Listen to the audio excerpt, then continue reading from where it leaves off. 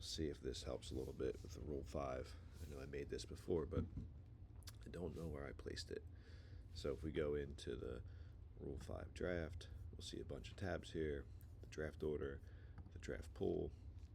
I think the best way to look at it is the draft list, because now this is where you can drag your guys over.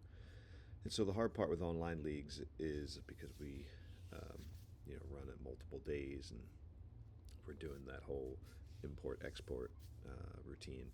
You're going to see a bunch of guys on here that probably will be protected by their GMs. At least they should be. However, if there's guys that you want to put on your list, just simply drag them over, and then whenever you do this, you can actually reorder them. And swap them around. And so, as you see, you can have a pretty big list here. So obviously there's a couple different ways you can view this, and potential or overall, make your own views and filters and all that stuff.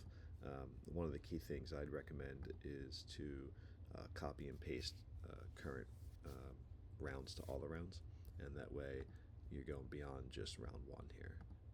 You can obviously do this yourself, but I think that's a quicker way.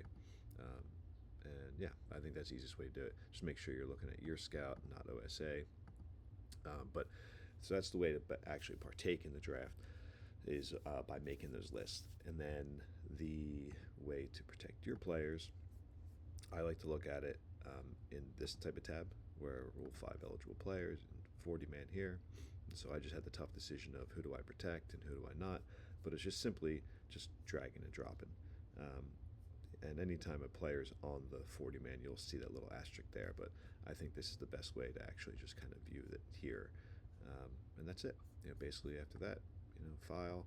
I know this is pretty basic, but save and then export, and then that's it. And when the commissioner pulls it and they run the draft, it actually will take into account everyone's lists there. And so as long as you're straight on that list and you're good with your protection, then you should be pretty good. So I think that's everything. I would just consider, guys in the 40-man, guys taking the Rule 5, they have to be kept on your roster the entire year. They can't be moved down. And so obviously that's a thing to take consideration. Another thing is a fine line between taking a guy that has high upside but also isn't fully ready yet.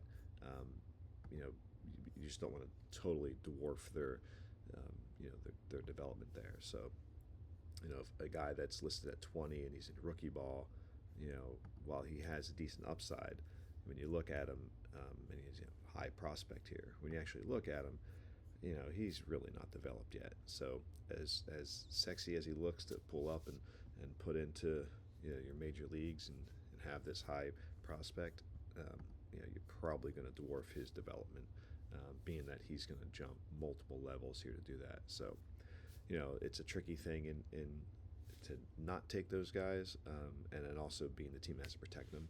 But it's something to consider because he has to stay on the major league roster. Anyway, hope that helps.